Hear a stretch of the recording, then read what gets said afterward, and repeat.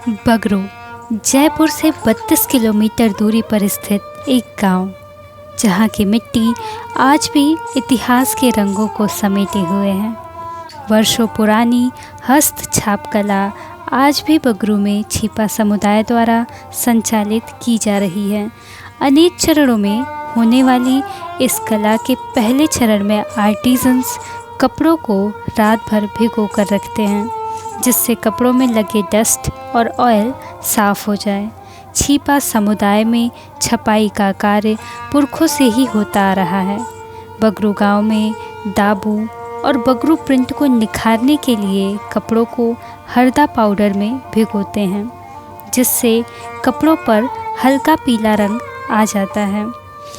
400 वर्षों के अंतर के बाद भी छिपा समुदाय आज भी प्राकृतिक तरीकों से रंगों को तैयार करता है।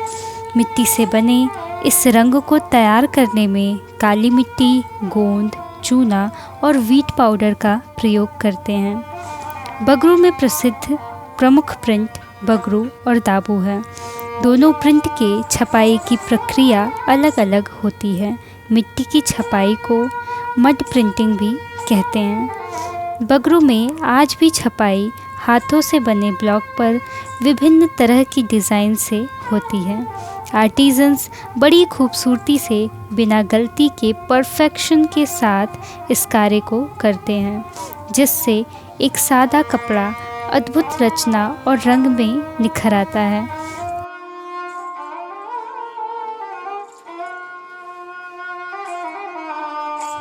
छिपा समुदाय में पुरुषों के साथ साथ महिलाओं का भी इस कला के प्रति समान समर्पण और रुझान है। घर के कार्यों के बाद महिलाएं भी हस्तछाप कला और पुरखों की इस धरोहर को संभाले हुए हैं।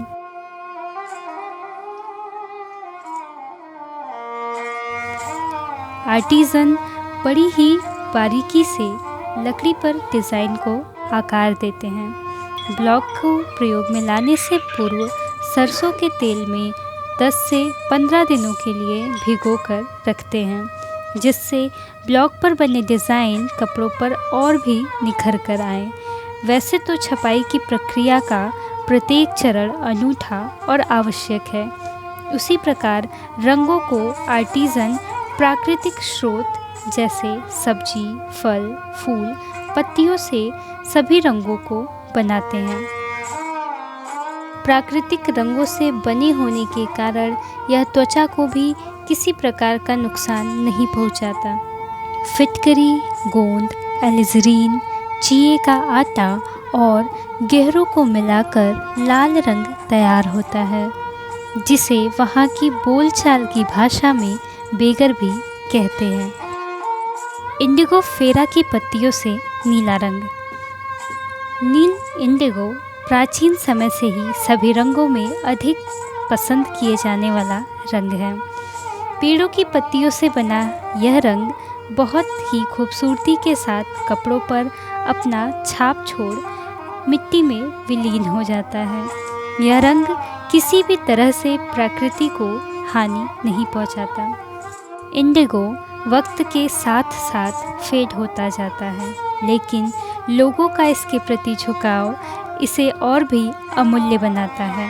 आर्टिजन्स धूप छाँव के इस परिस्थिति में भी इस ऐतिहासिक धरोहर को संभाले हुए हैं।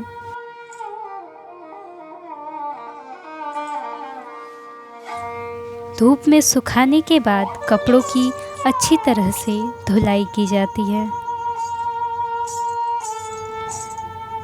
कड़ाके की धूप हो या सर्द की सुबह, बारिश की बूंदें हो या मौसम का कोई भी प्रकोप, आर्टिजन्स सुबह के 3 बजे से ही अपने कार्य की शुरुआत कर देते हैं। धुलाई के बाद कपड़ों को धूप में पुनः सुखाते हैं, जिससे रंग और भी निखर कर आकर्षक हो जाता है। बगरू में छपाई से होने वाले सारे कार्य आर्टिजन्स द्वारा हाथ से ही किया जाता है।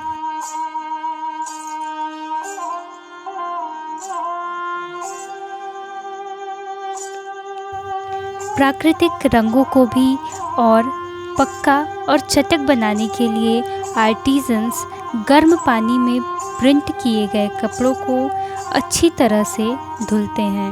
इतने कठिन परिश्रम और समय के बाद एक फाइनल प्रिंट किया हुआ कपड़ा सुंदर डिज़ाइन और कलर में तैयार होता है। इतने परिश्रम के बाद भी आर्टिजन्स के घरों की दीवारें उनके आर्थिक स्थिति का किस्सा बतलाती हैं। एक ओर जहां भारत तकनीकी और ई-कॉमर्स जैसे कार्यों को बढ़ोतरी दे रहा, वहीं दूसरी तरफ इससे वंचित समुदाय जिम्मेदारियों तले दबा हुआ है। बगरू इतिहास के पन्नों पर अंकित बहुमूल्य धरोहर को संभाले हुए है, लेकिन खुद की आर्थिक परिस्थितियों और जागरूकता में अभी बहुत पिछड़ा हुआ है। छिपा समुदाय के घरों की दीवारों पर पड़ी दरारें उनके अभाव को प्रदर्शित करती हैं।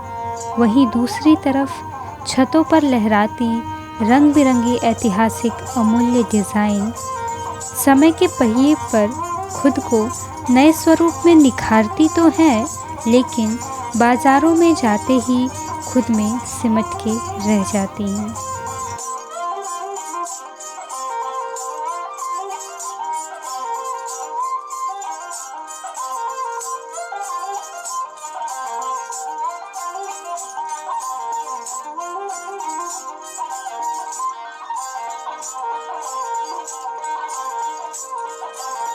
तीस दिनों के समय अंतराल और कड़ी मेहनत का सही मूल्य ना मिल पाने के कारणवश यह ऐतिहासिक धरोहर आज भी इस नए युग में संघर्ष कर रहा है, और उसी के साथ संघर्ष कर रहा है छिपा समुदाय।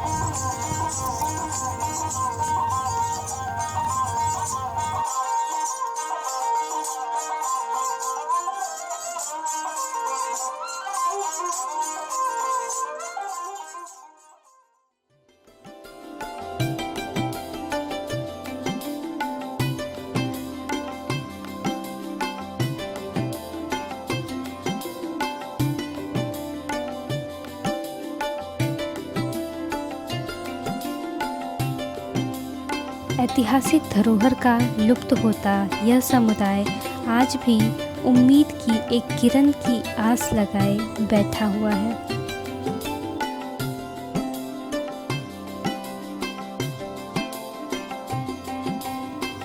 पाँच 500 वर्षों पुरानी इस कला को आगे बढ़ाने वाले छिपा समुदाय ने एक लंबा सफ़र तय किया है।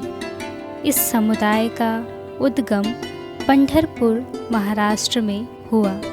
छिपा समुदाय संत शिरोमणि श्री नामदेव महाराज की वंशज हैं। इस लंबे सफ़र में प्रिंट के इतिहास ने उस दौर के बाज़ारों जैसे हटवाड़ा बार्टर द्वारा अपने प्रिंट किए गए कपड़ों को लोगों तक पहुंचाते थे।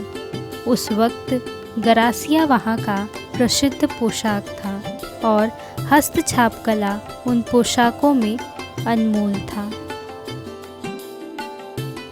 प्राचीन समय के अनोखे प्रिंट में फेंटिया, फड़द, छींट, चौबुंदी और जाहोता थे।